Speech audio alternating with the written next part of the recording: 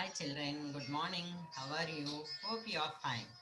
I am Kamala Kumari, your science teacher. We are giving you online classes regularly. Our next lesson, knowing about plants, part 1 completed. This is part 2. Let us start with an activity 1. For conduction of water. For this we need glass beaker, water, red ink, and balsam plant. What is balsam plant? It is a Neelagorinta in Telugu. That stem will be transparent. That's why we will select this plant for this experiment. So what you have to do, first of all, you have to take a small twig of balsam plant and place it in a glass of water and add a few drops of red ink. Leave it for 3 to 4 days. And after that, remove the stem and observe the red lines inside this stem. When you cut, you can see the red lines. This is because the red ink is taken and transported by the stem. With this experiment, it is confirmed that stem transports the water and minerals to all parts of the plant. What are the functions of this stem? Let us learn. It gives support to branches, leaves, flowers, and fruits. All of you know. And it establishes a connection between root and leaves. Stem is the connection between roots and leaves. And it supplies water and minerals dissolved in water from roots to leaves, flowers, and fruits. All the parts it will supply along with the water. The minerals will be dissolved in water. And it supplies food prepared by the leaves to the roots. Roots are underground, no? To the roots also this stem will supply. It stores food materials. So storage of food materials are also there in this stem. Let us learn about that. Modification of stem. Can you see the picture, children? Yes, potato, sugarcane, ginger. Not only this, turmeric, garlic, these also store food materials in the stem, due to which the stem bulges in size. The size will be bulged. So we will think that these are roots or tubers. Why? Because they are underground. But they are not tubers or roots. They are modified underground stems. The difference between stem and roots, what it is, children, you already studied about stem. It has nodes and internodes. But in the roots, these nodes and internodes are absent. Is it clear? So here, these are the stem, how they decided because of the presence of nodes and internodes. Now let us study about the structure of a leaf. This is very important part of the plant. Why? Because it manufactures food to the plant. And every plant, same size, same shape, leaves are not present. They are different from one plant to the another plant. So let us learn the parts. The first leaf base, and where the leaf is attached to the stem, that part is called petiole. And you can see this point and my pointer, CTL. And this leaf is called lamina. The leaf lamina consists of a center part that is called midrib, veins and veinlets arranged in the form of a network. Like net, it will be arranged. And the lines of the leaf, they are called as veins. See the picture now. Look at the picture, children. You can take any leaf in your house, catch the leaf and observe the different parts. What are the parts are present?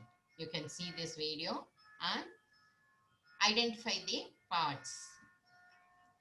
The long vein present in the middle of the lamina. That is called midrib. You see my pointer where it is. This is midrib. Here, this is petiole, you can see. And node already you studied. This is node. And the branches arising from the midrib are called veins, and even finer divisions of these are called venlets. You can see this marks venlets. The arrangement of veins on the lamina is called venation. This arrangement, this process is called venation. And this venation acts as a skeleton of the leaf, and it gives shape and support to the leaf. You can see the midrib here, children, and veins. And this part is lamina. This is called, lamina is also called leaf blade. And tip of the leaf you can see here, the stem here, and thin hair-like structures which are present near the node is called stipules. You'll study in higher class about this. Is it clear, children? Now there are two types of venations. They are reticulate venation, parallel venation. The plants with taproot system have leaves with reticulate venation. You can see the leaf and identify whether it is having reticulate venation or the reticulate leaf venation. You can say that whether it is having taproot or fibrous root. So no need of removing the complete plant and observing the roots. Just you pluck a leaf and you cut the leaf, and when the leaf is cut into zigzag manner, we will call it as a reticulate venation. This is reticulate venation. Network of veins are present here. And next, the fibrous roots have parallel venation. You can see parallel venation. Example, grass, wheat, paddy. You take the leaf and tear it, it will tear parallelly. That is called parallel venation. And here reticulate venation, example, rose, hibiscus, mango, any leaf which has reticulate. You can see these examples. Okay, children? Yes. Our next activity 2. Here we need slide fleshy leaf. We'll take a fleshy leaf and we'll take the peel the outer layer of the leaf and place it on a slide. What is a slide? Slide is nothing but a small glass piece, and put a drop of water and saffron in. What is saffron in here?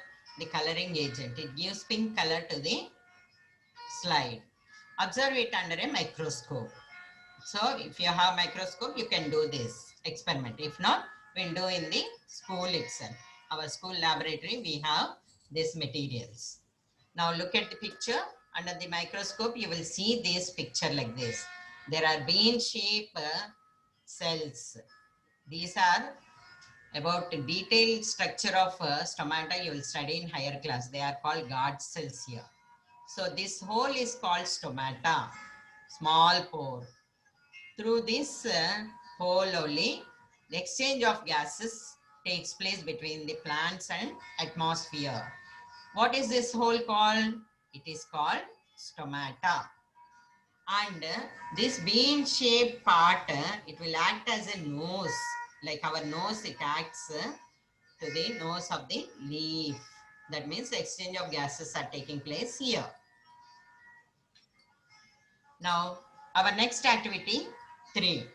You are going to take one potted plant, enclose a leafy branch of the plant in a polythene bag and tie its mouth.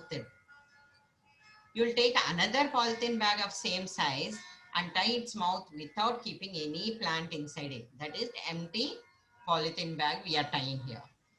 So both we are going to keep near a window where sunlight falls.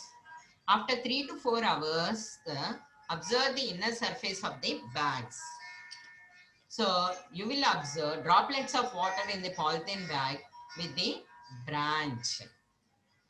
But the empty polythene bag, the drops are absent.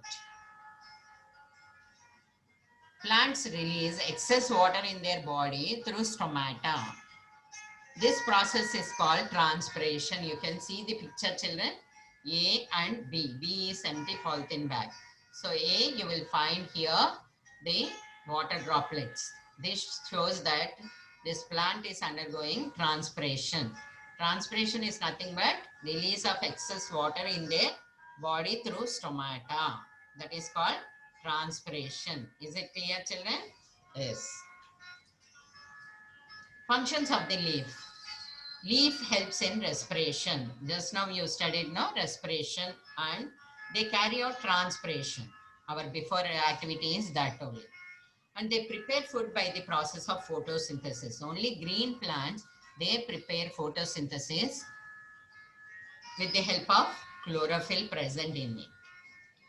So what is Potikalu? Potikalu is nothing but food of Konasima of Godavari district. Leaves of jackfruit tree are used in its preparation. They will make with these leaves small cups and fill them with idli batter. You can see the picture, children. This is a potikalu. These cups are steamed to get potikalu. And this can be eaten with any chutney. It can be eaten. This is healthy and delicious with jackfruit flavor, children. You can ask your parents. They will tell you. Okay, children? What do you see, children? These are colorful flowers. These flowers are another important part of the plant. And flowers has different colorful structures called petals. That colored part is called petals. These petals only will attract insects for pollination and produce fruits. We grow plants for colorful flowers, isn't it? We like seeing these colorful flowers. That's why we will grow these flowering plants in our house.